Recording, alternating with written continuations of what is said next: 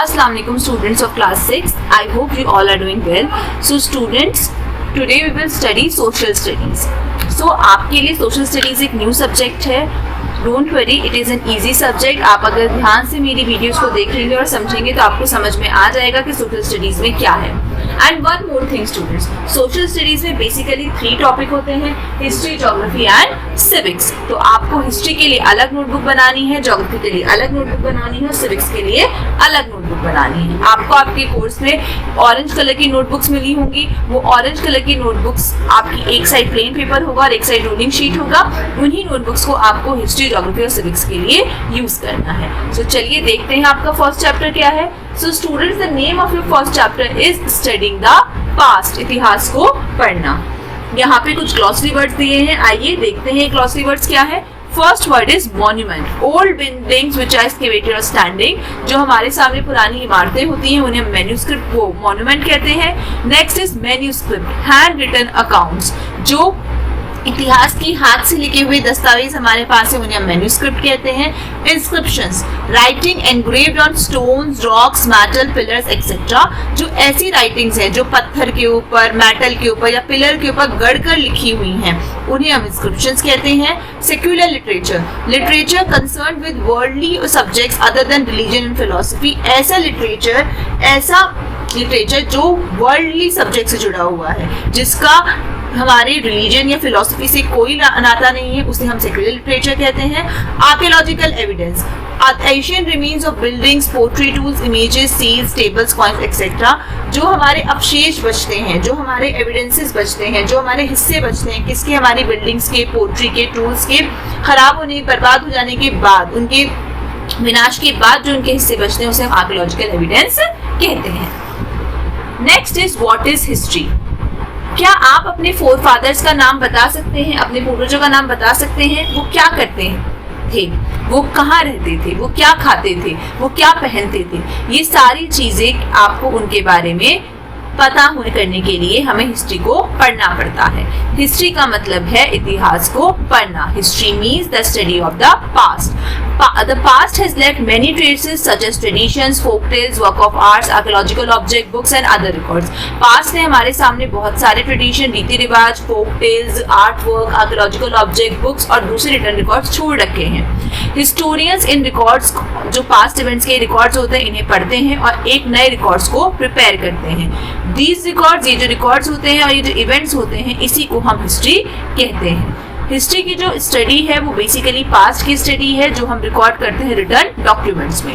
ये जो स्टडी होती है ये ह्यूमन एस्पेक्ट की लाइफ को, जो ह्यूमन एस्पेक्ट्स होते हैं पास्ट लाइफ के, उसको डिस्कस करती है. उनकी सोशल लाइफ कैसी थी, कल्चरल कंडीशन लाइफ कैसी थी, साथ साथ जो हमारे पहले पूर्वज थे उनकी पॉलिटिकल इकोनॉमिक लाइफ कैसी थी. अब हमें ये तो पता लग गया कि बेसिकली हिस्ट्री क्या है, कि हम अपने पास्ट में जो हमारे लोग गुजरे हैं उनके बारे में पढ़ते हैं कि वो कैसे रहते थे, उनका सोशल कल्चरल कंडीशंस क्या थी. अब आता है कि ये सब पढ़ना इंपॉर्टेंट क्यों है. Importance of history. History help us to understand better how people of other times acted and thought. History हमें ये समझने में मदद करती है कि उस वक्त के लोग कैसे एक्ट करते थे और कैसे सोचते थे. We seek to draw lessons from those action thought as a guide for decision policies.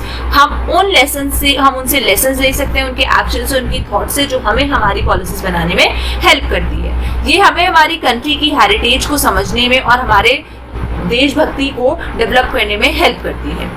ये हमें ये बताता है कि हमारा किस तरीके की जिंदगी, हमारे पूर्वज पहले हमें कैसी एक लाइफ को डेवलप करना चाहिए. हिस्ट्री हमें ये बताती है कि हमें किस किस चीज़ में डेवलपमेंट करनी है, कि कौन कौन से ह्यूमन सोसाइटी में, social, religious, economic, political aspect में हमें कैसे डेवलपमेंट करनी है. हिस्ट्री हमें इस चीज़ को जानने में हेल्प करती है कि आखिर कौन कौन से रीजन में कौन कौन सी लैंग्वेजेस डेवलप हुई. अब आता है व्हेन ऑफ पास्ट इवेंट्स. कब के पास्ट इवेंट्स को हम डिस्कस करते हैं. ओके, हिस्टोरियंस पास्ट इवेंट्स को अरेंज करते हैं ऑर्डर ऑफ टाइम में. इन इवेंट्स को फर्स्ट फॉलो करते हैं हम, that happened first followed by the event that happened later. जो पहले हुए हैं उन्हें हम पहले रखते हैं और जो बाद में इवेंट्स हुए हैं हम उन्हें बाद में रखते हैं. एक ऑर्डर ऑफ टाइम के हिसाब से हम सारे इवेंट्स को रखते हैं. इसी को हम कहते हैं क्रोनोलॉजी. आप हिस्ट्री में आप डेट्स देखते होंगे, आपको ऐसी डेट्स मिलती होंगी BC-AD. सो BC एक शॉर्ट फॉर्म है, एक एब्रिविएशन है जो यूज होती है बिफोर क्राइस्ट के लिए. AD एब्रिविएशन है जो यूज होती है एनो डोमिनो के लिए. जिसका मतलब होता है in the year of the Lord. So ये एक नेचुरल सा तरीका है जिससे हम कहते हैं so in the year of Lord 250 AD is usually written before the number. अगर हम बोले in the year of Lord 250 AD, so AD इस नंबर से पहले लिखा जाएगा। फॉर एग्जाम्पल हम ऐसे लिखेंगे AD 250, जिसका मतलब है years after the birth of Christ when taking of recent time. कि क्राइस्ट की बर्थ के बाद जो ईयर्स आए हैं उनके लिए हम AD यूज करते हैं जो रीसेंट टाइम्स में हुए हैं। हम AD ईयर से पहले नहीं लिखते हैं, we do not put AD before the year. For example we write India become republic 950, here it is clear that we mean AD 950। हम ईयर से पहले 950, we usually do not put AD before the year, हम year से पहले AD नहीं लिखते हैं, हम उसे इस तरीके से लिखते हैं AD 950। क्लियर? सो जो BC की डेट्स है वो बैकवर्ड में चलती है। दस 425 BC will come before 400 BC। कि अगर हम BC की डेट बता रहे हैं, बिफोर क्राइस्ट की डेट बता रहे हैं, तो जो डेट पहले आती है उसे हम बाद में लिखेंगे और जो डेट बाद में आती है उसे हम पहले लिखेंगे। जैसे 425 BC पहले आएगा और 400 BC बाद में आएगा। सो नंबर ऑफ ईयर्स को कैलकुलेट करने के लिए जो हमारे BC के डेट के बीच में आते हैं और जो हमारे AD में आते हैं, हम उन दोनों को एक साथ ऐड कर देते हैं। फॉर एग्जाम्पल अगर आप कह रहे हैं 350 BC टू AD 150, इसका मतलब है पीरियड ऑफ 500 ईयर्स, क्योंकि हमने 350 और 150 को क्या कर दिया, ऐड कर दिया। तो अगर कभी भी हमें टाइम पीरियड निकालना होगा जो BC और AD में दे रखा है, तो हम दोनों को ऐड कर देंगे। हिस्ट्री की कन्वीनियंस के लिए जो मैन है उसने इसको 3 पीरियड्स में डिवाइड कर रखा है हिस्ट्री को। These 3 periods are Asian history, medieval history and modern history. For our convenience हम हिस्ट्री को 3 पीरियड में डिवाइड कर लेते हैं। आइए देखते हैं ये तीनों पीरियड्स क्या हैं। First period is the Asian period. इस बुक में आप स्टडी करेंगे इंडिया एशियन पीरियड के दौरान कैसा था। एशियन पीरियड इंडिया का एक्सटेंड होता है कि पहली बार जिस वक्त में इंसान पैदा हुआ था तब से लेकर जब अरब ने सिंध के ऊपर कब्जा किया था AD 712 में। इस पीरियड के दौरान एक इंसान एक जंगली शिकारी से, एक फार्मर से एक जंगली शिकारी और खाना इकट्ठा करने वाले से एक किसान बना, फिर एक वो व्यापारी बना। उसने सिटीज बनाए, फिर बाद में उसने बड़े बड़े किंगडम्स बनाए। एशियन इंडिया में हमें कांटेक्ट करने के लिए मिला कि हमने बहुत सारी फॉरेन कंट्रीज से कांटेक्ट करा।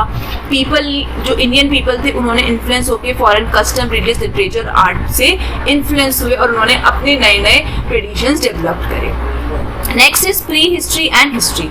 जो एशियन पीरियड की बिगनिंग में जब मैन एक असली लाइफ नहीं जी रहा था और वो एक जगह से दूसरी जगह घूम रहे थे, उसे नहीं पता था कैसे पढ़ना है, कैसे लिखना है, उनके पीछे कोई भी ऑप्शन या कोई भी रिटर्न रिकॉर्ड्स नहीं बचा था। इस टाइम पे जो मैन का जो एक्सिस्टेंस था उसका कोई भी रिटर्न रिकॉर्ड हमारे पास नहीं है, उसे हम कहते हैं प्री हिस्ट्री। एशियन पीरियड से पहले जब इंसान के पास कोई भी तरीका नहीं था, वो बस ऐसे ही घुमकर की जिंदगी जी रहे थे, उन्हें नहीं पता था कैसे लिखना पढ़ना है, तो उस वक्त का हमारे पास कोई रिकॉर्ड नहीं, उसे हम कहते हैं प्री हिस्ट्री।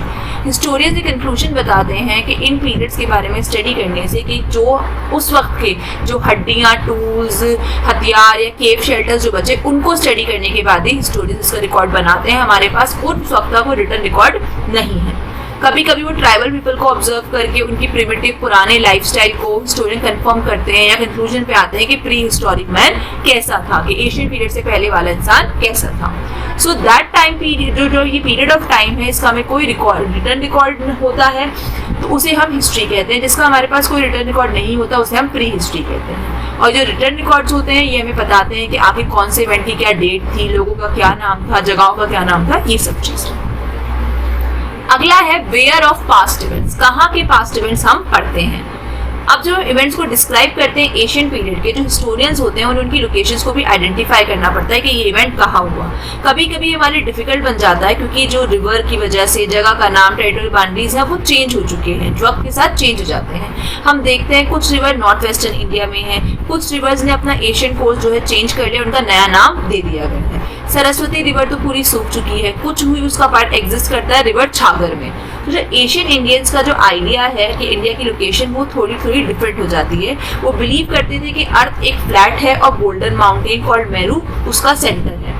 मेरू चारों तरफ से ओशन से ढका हुआ है और उसके आसपास बहुत सारे आइलैंड कॉन्टिनेंट्स हैं जिसे हम जम्बूद्वीप इंडिया कहते हैं, जिसे उस वक्त पे भारतवर्ष कहा जाता था, जो सपोजिटली कहाँ पे सिचुएटेड है, जम्बूद्वीप में। उसे एक किंग था जिसका नाम था भारत, उसके नाम पे उसके डिसेंडेंट ने उस जगह का नाम भारतवर्ष रख दिया था, जिसे हम भारत के नाम से भी जानते हैं। इसीलिए इंडिया को हम भारतवर्ष और भारत के नाम से जानते हैं। जो अर्ली इंडियन टेक्स्ट है वो इस रीजन को वाटर कहते थे, इंडस कहते थे, जो ट्राइबल्स थे वो सप्ता सिंधु सबको, जो पर्शियंस थे, ईरानियंस थे, वो उसे कहते थे हेप्ता हिंदू, जो ग्रीक थे उन्होंने ही पहली बार इंडिया को नाम दिया था इंडिया। जो एशियन इंडियन टेक्स्ट हैं वो समटाइम्स हमें इस रीजन के बीच में कहलाए जाते हैं कि जो एशियन टेक्स्ट है वो इंडिया को इसके बीच में रखते हैं, हिमालयाज और विंध्यास, जो वेस्टर्न कोस्ट से लेके ईस्टर्न कोस्ट तक फैला हुआ है, अनावर्ता कहलाता है। सो ये डिफरेंट डिफरेंट जगह के हिसाब से डिफरेंट डिफरेंट नेम्स थे जिन्हें हम पता करते हैं। Okay, next is various sources of history. Various sources of history, history के हमारे पास अलग अलग कौन से सोर्सेज हैं। If something occurred thousand of years ago, how do we find out what actually happened at that time. अगर कोई चीज़ हजारों साल पहले हुई थी तो हमें कैसे पता लगता है कि वो कैसे हुई थी, क्या हुआ था उस वक्त। सो हमें इसका पता लगता है एविडेंसेस से, जिन्हें आर्कियोलॉजिस्ट एनालाइज करते हैं और हमारे पास्ट को रिकंस्ट्रक्ट करते हैं। एक हिस्टोरियन का वर्क सिमिलरली होता है एक डिटेक्टिव के जैसे डिटेक्टिव किसी मिस्ट्री, किसी रहस्य को सॉल्व करता है क्लूज की हेल्प से, ऐसे एक हिस्टोरियन हिस्ट्री के इवेंट्स को सॉल्व करता है हिस्टोरिकल क्लूज की हेल्प से। वो कुछ क्लूज से स्टार्ट करता है, जैसे एक पीस ऑफ राइटिंग हो गया, वॉल पेंटिंग हो गया, किसी पोट्री के कुछ टूटे हुए हिस्से हो गए, फिर इनको धीरे धीरे एक साथ रख के वो हिस्ट्री का पीरियड बताता है। इन क्लूज को हम कहते हैं सोर्सेज ऑफ हिस्ट्री और या फिर सोर्स मटेरियल फॉर हिस्टोरियंस। और इन सोर्स मटेरियल को हम दो कैटेगरीज में डिवाइड करते हैं, आर्कियोलॉजिकल और literally. So students, that's all for today. Next class में हम इस चैप्टर को कंप्लीट करेंगे। सो इंशाल्लाह I will meet you in the next class. तब तक के लिए what is your homework that you need to read this chapter carefully. आपको ये चैप्टर बहुत अच्छे से पढ़ना है। मैं उम्मीद करती हूँ कि आपको जितना मैंने पढ़ाया है वो आपको बहुत अच्छे से समझ में आ गया होगा, और ये भी उम्मीद करती हूँ कि आप इस चैप्टर को दोबारा अच्छे से पढ़ेंगे। और अगर आपको कोई भी प्रॉब्लम होती है आप दोबारा वीडियो देखिए और आई थिंक आपका डाउट क्लियर हो जाएगा। इंशाल्लाह इन the next class I will complete this chapter, और मैं बहुत जल्दी आपके सामने एक नेक्स्ट वीडियो लेकर आऊंगी जिसमें हम इस चैप्टर को कंप्लीट करेंगे। तब तक के लिए अल्लाह हाफिज।